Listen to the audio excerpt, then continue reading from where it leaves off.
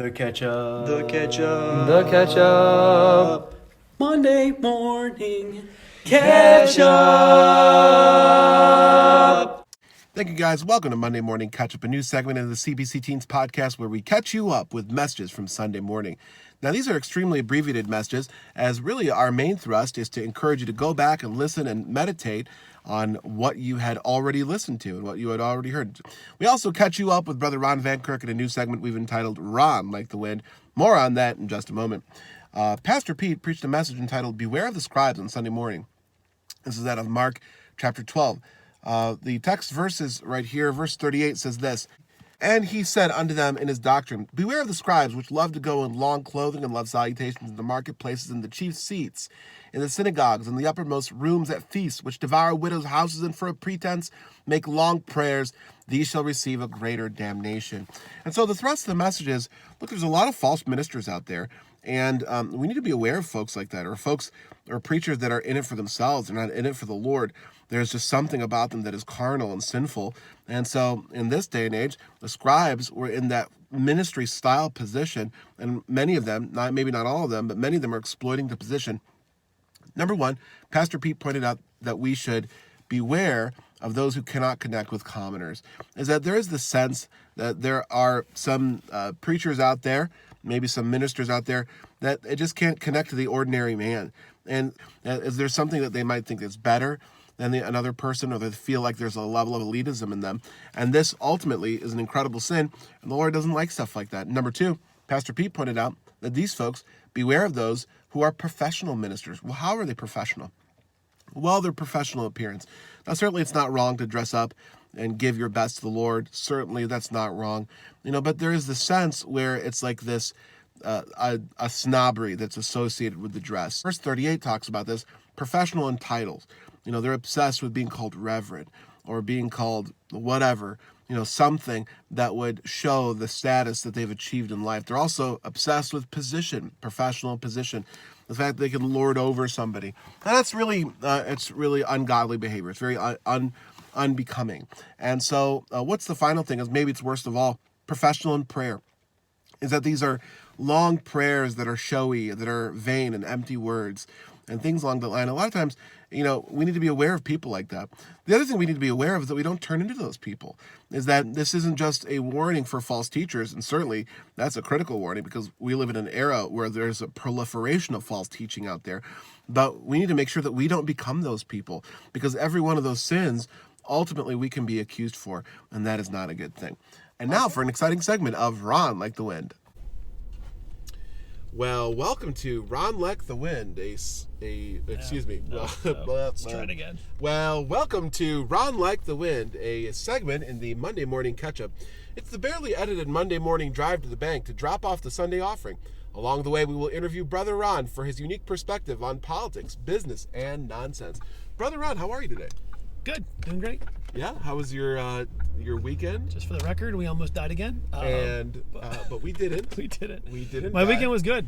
Praise the Lord, we had beautiful weather all weekend long. So Two was looking at a conservative website. It says the New York Times reports that the United States Chamber of Commerce, not that the New York Times is necessarily conservative, they were quoting the New York Times. Necessarily conservative? Right. The New York Times reports that the United States Chamber of Commerce estimates more than 40% of the nation's 30 million small businesses could permanently close in the next 6 months.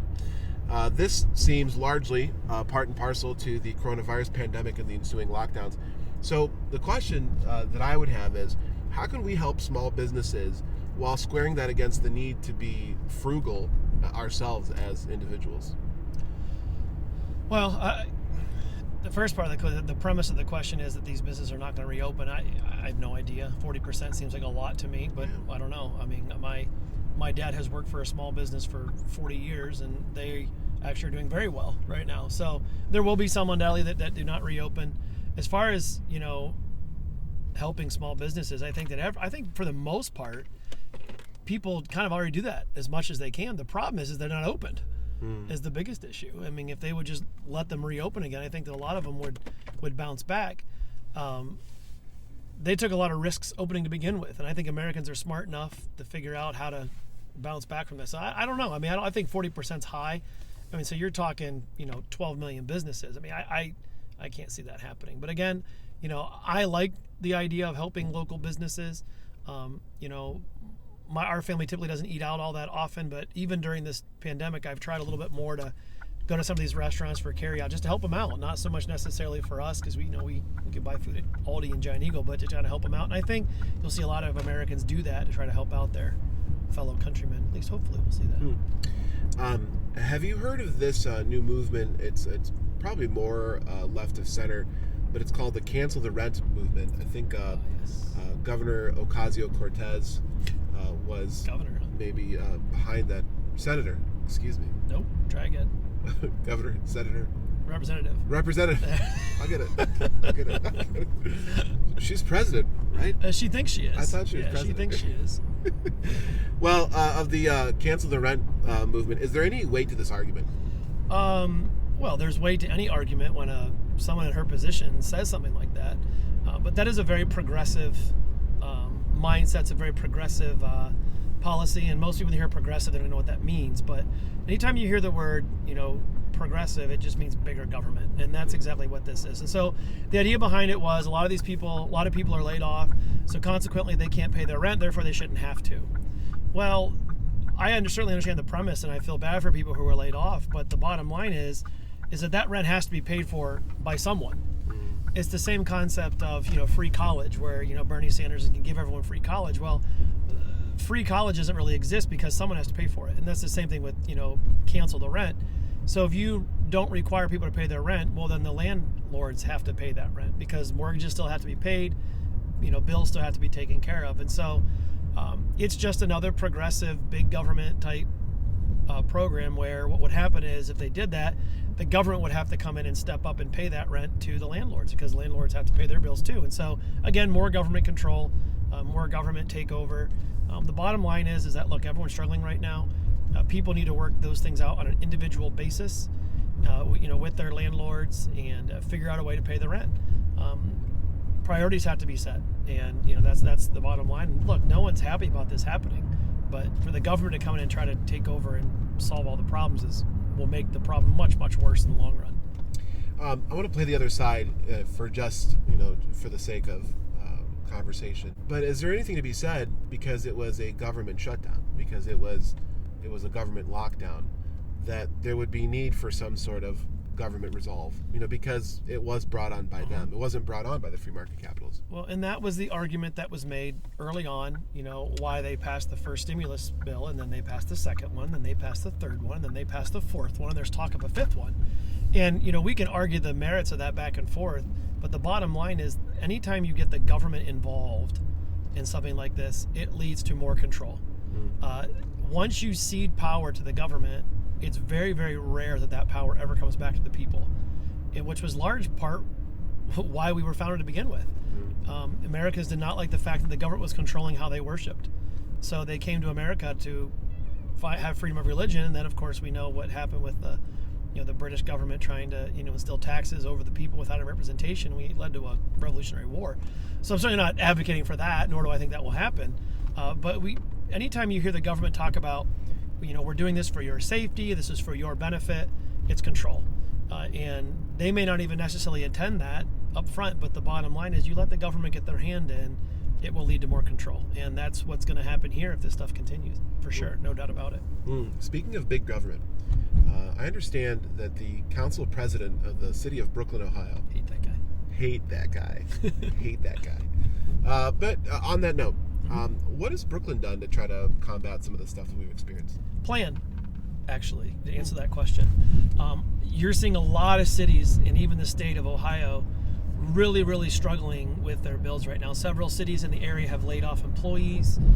They've had to cut services because they just don't have any money. Brooklyn, about close to 10 years ago now, took a different approach, that we needed to pay down our debts and to start saving money for what you call it the rainy day fund, and to build that general fund, cutting costs as much as we can. Now, largely we did that, or it was done due to the fact that American Greens was going to leave our city and was going to leave a huge hole there, as far as revenue goes for the city. But what really ended up happening is yes, we did it, but it really changed the mindset of how the city operated, and we started operating on a much more frugal budget to where, we still provide the services that Brooklyn residents have become accustomed to. Not every single service that was offered in the past is still offered today, but by and large they still are. And we were able to do that and still able to reduce costs. And we've seen the city, of course, blossom with the addition of, new businesses coming here. And so Brooklyn is much, much better off now than it was, than I should say, than many other cities are because of that. Now, we have not had to furlough any full-time employees. In fact, we even were able to pay our part-time employees that, the part-time like lifeguards, rec center, people like that, through the middle of April. And even though they weren't working, just to kind of help them out. Of course, now they're furloughed because, there's no work. And so, we can't continue that. But we've not had to lay off any of our full-time staff. We're still operating at a full capacity. All the services in the city that we can do, some of them are limited because of the social distancing and things like that. And so by being able to maintain our services has really helped out our residents. Our senior center has done a great job ensuring that our senior citizens have food, that they're able to get medication. The senior bus is still running for seniors who need it to go to doctor's appointments, to buy food, to buy medicine. And so, from my perspective, the administration has done a really good job of making sure that the residents of Brooklyn are taken care of as best the city can. Will we ever see an Indians-Pirates World Series? Ever. Man. Ever. That would be incredible. That would be amazing. I think that the Indians are light years ahead of the Pirates when it comes to that. They had that one good year. They had 3 good years. 13, 14, and 15 were good. And then after that, they just completely disassembled their team. And there's one good thing about this coronavirus and not having sports. The Pirates will not lose 100 games this season. So... Well, that bleeds into the Brown season. We won't lose any games as well, so that works out pretty well. Well, let me put it this way: the way that things are right now, the Browns will make a Super Bowl before the Pirates make a World Series. We'll just put it at that. So, wow. Well, very good. Well, Brother Ron, thanks for stopping by your own segment again. Really sure, appreciate no problem. that. So, well, that concludes the Ron Like the Wind. Stay safe, everyone. Have a great Monday. On Sunday evening, Pastor Pete preached a message on how the practical thrust was how our church was going to reopen, which is exciting to think about. And obviously, there's a lot of things that could take place. He preached out of Joshua 1, 1 and 2, and Deuteronomy 34, 8 and 9. The Bible says this. It says, "Now after the death of Moses, the servant of the Lord, it came to pass that the Lord spake unto Joshua the son of Nun, Moses' minister, saying, Moses my servant is dead. Now therefore arise, go over this Jordan, thou and all this people, unto the land which I do give to them, even to the children of Israel." Deuteronomy 34, 8 and 9 says this, "And the children of Israel wept for Moses in the plains of Moab 30 days. So the days of weeping and mourning for Moses were ended. And Joshua the son of Nun was full in the spirit of wisdom, for Moses had laid his hands upon him, and the children of Israel hearkened unto him, and did as the Lord commanded Moses." And so the message was entitled A Path Forward. So the message was all about, as we follow the Lord, what does that look like as God's people? How is God's man intertwined with this thing? And how will we, practically speaking, reopen and relaunch some of the ministries at the Cleveland Baptist Church? Well, number one, a leader must have fullness of wisdom. They must know that the message that they're getting, that impression that they get from the Lord, it is in fact from the Lord. And as God's people at Cleveland Baptist Church, we follow him as he follows the Lord, which would ultimately dovetail into point number 3. Leaders must know that God is leading them. And so, I appreciate, just some of the testimony that Pastor Pete has given us regarding a reopen, lots of prayer, lots of seeking the Lord in counsel, and ultimately has set a path forward to the reopening of the Cleveland Baptist Church. It's very exciting stuff, but at the same time, it could be a little scary because obviously, and we pointed this out yesterday, there could be people that are genuinely nervous about a reopen, and that's totally between them and the Lord. And so I appreciate how everything was laid out, and I'm very excited about a reopen and seeing everybody again. And the Bible says in Romans 14 that let every man be fully persuaded in his own mind. And so all of us have to come to that realization that ultimately we are following God himself, because at the end of the day, it is between us and the Lord. Well, that's all the time that we have for today. Thank you for tuning in. We'll catch you this Wednesday for the CBC Teens podcast, and then Thursday for the Thursday Night Throwdown. Stay tuned. Should be a lot of fun. God bless you, my friend, and stay in the Word. Ketchup.